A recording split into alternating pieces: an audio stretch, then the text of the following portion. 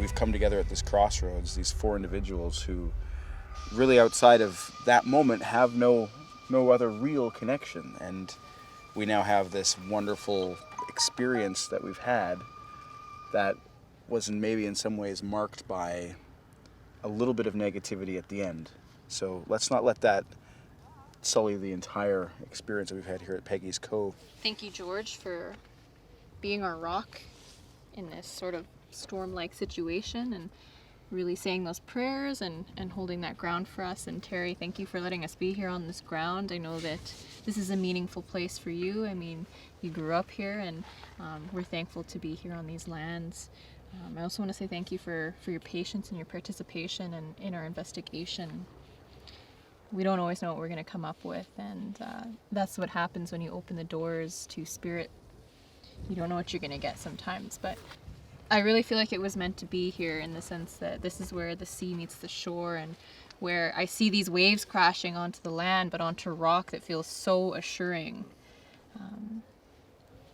It feels like we're entering into a different season, or a different place, as Jeff was saying, the crossroads, and sort of gearing up for battle. And so I just want to thank you for letting this moment happen.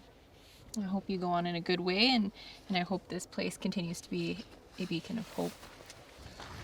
I would like to say thank you to everyone.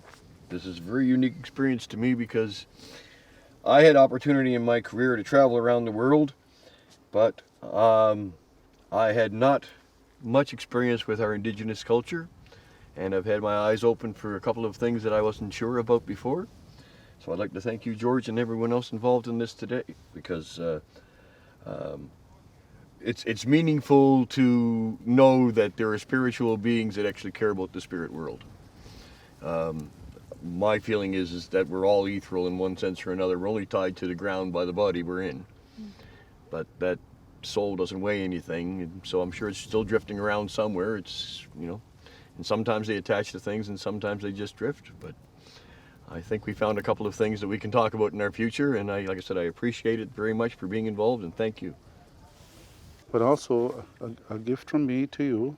I have these CDs that I have been making. I hope there's one in there. It's all Mi'kmaq chants. Mm-hmm.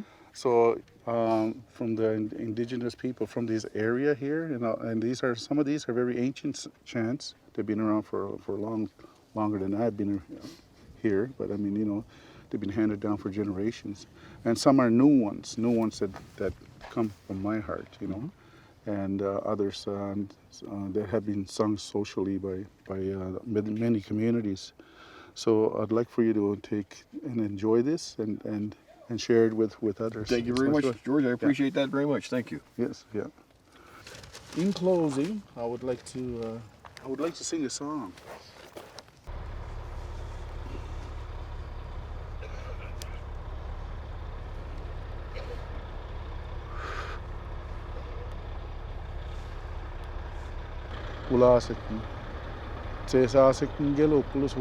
This eagle feather symbolizes truth and our spiritual connection with our Creator.